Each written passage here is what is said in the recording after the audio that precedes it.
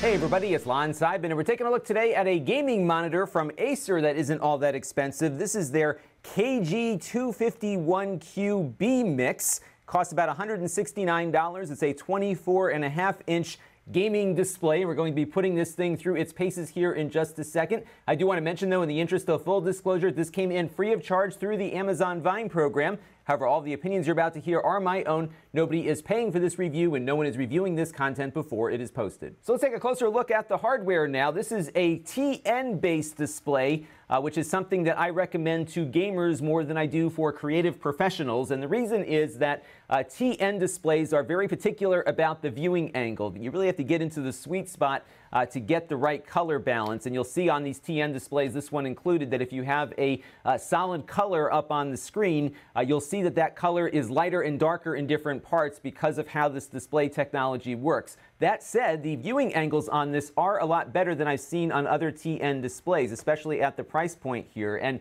the image is not washed out even when you're off center. It does look pretty nice at most angles, and I was very impressed with what they were able to do here, but it still does not get you away from some of those issues that I mentioned there with the solid color. So I think you'll definitely want to look at an IPS-based display if you are looking to do artwork on it. But other than that, it seems to be doing pretty nicely here. 1 millisecond response rate, really nice deep blacks on this, a nice contrast ratio. I'm very pleased with the image quality on this, more than I expected to be for the price point here, so that's a good thing. And the maximum refresh rate on this one is 75 Hertz, which is a little better than many of the 60 Hertz displays we see around this price point. It also supports AMD FreeSync, which is a technology that works with AMD GPUs to dynamically adjust the frame rate or refresh rate of the monitor on the fly, so you get less screen tearing and other little graphical glitches. The FreeSync range on this one is 40 to 75 Hertz. There are some people on some of the forums that I've been following who've been able to install software to get a little higher on the top end range there, around 80 Hertz or so, but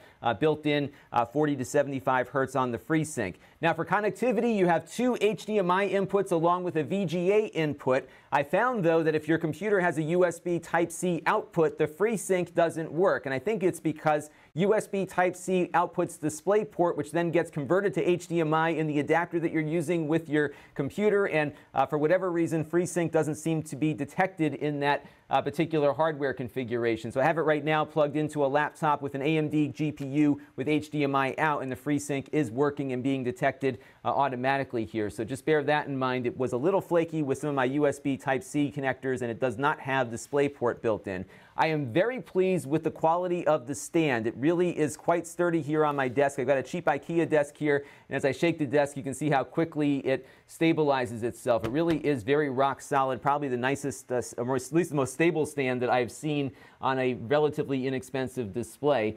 The one thing it doesn't do, though, is move up and down. So you just have this tilt angle to it, and that is it. But overall, the stand, once in place, is pretty sturdy here. It's not a small unit, but they did integrate the power adapter inside of the entire display unit here. So the nice thing about that is you don't have an additional power brick. It uses pretty much the same connector that your desktop PC might be using to get power. So that was nice to see here as well. And along the bottom of the front bezel here, there are a number of buttons. If you push any one of them, you can pull up the on-screen display to make some adjustments to the display quality here. And what's nice about this is that there are some things that allow you to do some finer-tuned calibration here. So you can actually go in and adjust the RGB gain and bias. There's some calibration to this that you may not be able to do on other monitors around this price point. So that was interesting to see.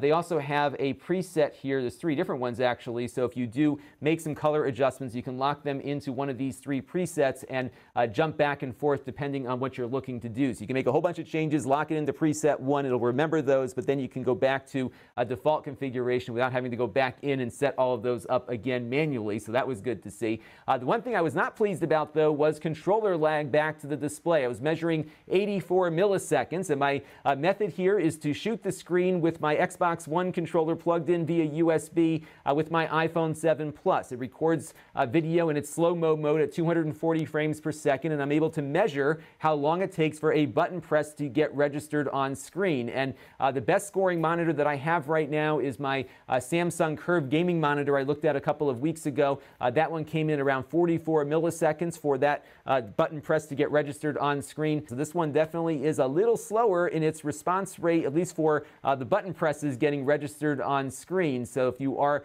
looking for a super quick response to your button presses, that Samsung monitor I looked at earlier might be the better choice, but that one also costs a lot more than this one does. So for most gamers, I think you'll be okay, but just know that there is definitely some lag here due to the image processing that the monitor is doing, and that goes for not only the AMD FreeSync mode, but also just plugged in as a regular monitor to an NVIDIA-based gaming PC. Now, there are speakers built into the monitor, but they don't sound all that great. 2 watts by 2 watts, so pretty low-powered speakers, very tinny, but they're there. What's nice, though, is that there is an analog audio output on the back of the monitor, so you can plug in your own speakers or headphones into it, and you can basically run a single cable up from your tower on the floor, the HDMI cable, and then have the monitor convert that HDMI audio to analog. So that might be something to pursue. Overall, I'm just very pleased with the monitor. It's got a very nice image quality, especially given that it is a TN display. Better viewing angles than I expected for gaming. I still would not recommend this for Photoshop and other types of creative endeavors, but I think gamers will be pleased with it. Very nice and sturdy stand. There's also VESA mounting capability, so you can put a different stand on it if you wish, and all those things are good. My only knock against it is the controller latency that I'm seeing in my testing. So I would have liked to have seen a shorter latency there, so there are some issues perhaps with the image processing going on here that are slowing down the updates from the computer, but that is my really only big knock against it, and the 83 or 84 millisecond latency that I'm seeing is on par with other low-end monitors. So that'll do it for our review here of the Acer KG251Q, and this is Lon.TV. Thanks for watching. This channel is brought to you by my Patreon supporters, including gold level supporter Cody Falk. If you want to help the channel, you can by contributing as little as $1 a month.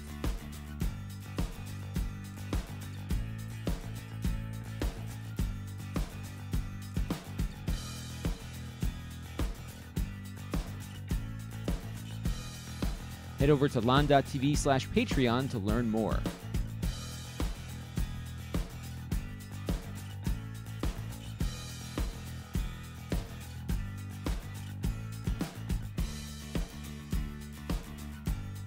And don't forget to subscribe. Visit Lon.TV/S.